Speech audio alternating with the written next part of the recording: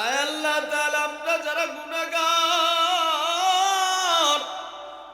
গুনার বোঝা মাথায় নিয়া তোমার দরবারে গভীর রাত্রি বেলায় হাত উঠেছি আল্লাহ।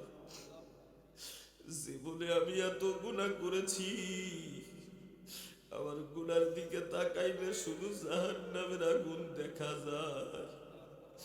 আল্লাহ, জাহান্নামের আগুন দেখা যায়।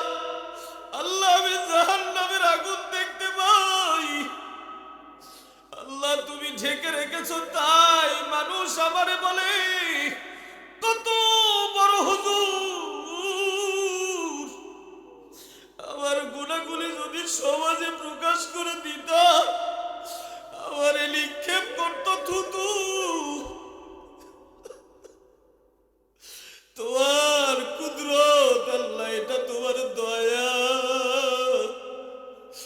আল্লাহ। আমার গুনাহগুলি তুমি গোপন করে রেখে দিয়েছো আল্লাহ। যেমন ভাবে আমাদের সকলের গুনাহগুলি গোপন করে রেখে দিয়েছো আল্লাহ, ওই গোপন অবস্থায় আমাদেরকে তুমি মাফ করিয়াই দাও আল্লাহ, মাফ করিয়া দাও। ও মালিক, মাফ করিয়া দাও। এ কি আর বাজারের আল্লাহর বান্দারা, চোখের পানি ছেড়ে দিয়ে একটা ফোঁটা পানি ফালাও। মালিক রে ডাক দিয়ে বলো, মালিক মাফ করিয়াই দাও। কাঁদো, একবার কাঁদো, একবার কাঁদো আল্লাহ। দিলটা কত কঠিন হয়ে গেছে, চোখের পানি বের হয় না।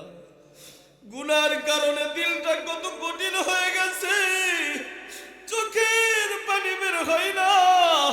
আল্লাহর বান্দারা একটু কাঁদো, চোখের পানি ছেড়ে দিয়ে মালিক রে বলো, মালিক মাফ করিয়ে দাও, মালিক মাফ করিয়ে দাও আল্লাহ। যেমন ভাবে তুমি ইব্রাহিম আলাইহিস সালামকে আল্লাহ নমরুদের অগ্নিকুণ্ডের ভিতরে হেফাজত করেছিল আল্লাহ, আল্লাহ তুমি তো সেই রব ইউনূস আলাইহিস সালামকে মাছের পেটে হেফাজত করেছিলে আল্লাহ। ও মালিক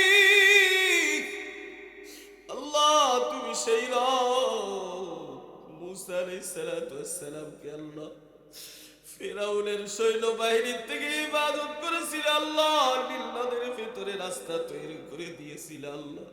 ও মালিক, তুমি তো সেই রব, আমাদেরকে মাফ করেই দাও, আমাদেরকে মাফ করে দাও। কাঁদো আল্লাহর বান্দা, কাঁদো, মালিক রে জানাও গভীর রাত্রি, মালিক আমাদের মাফ করিয়ে দাও। ও মালিক, আমাদেরকে মাফ করিয়ে দাও আল্লাহ, আমাদেরকে মাফ করিয়ে দাও আল্লাহ।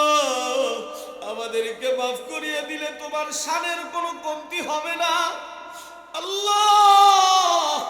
আমাদেরকে মাফ না করে দিলেও তোমার শানের কোনো বৃদ্ধি হবে না। তোমার শান তোমার শানের অনুযায়ী থাকবে আল্লাহ। তাই আমাদেরকে মাফ করিয়ে দাও আল্লাহ। তুমি বলেছো ওয়া আম্মা সাইলা ফালা তানহার আল্লাহ। আমরা ভিক্ষুক, আমরা তোমার কাছে ভিক্ষা চাই আল্লাহ, আমরা ভিক্ষা চাই, আমরা ফকির। তুমি তো ফকিরকে ধমক দিতে নিষেধ করেছ আল্লাহ, ফকিরকে ফেরত দিতে নিষেধ করেছ, আমাদেরকে কেমনে ফিরিয়ে দিবা আল্লাহ, আমাদেরকে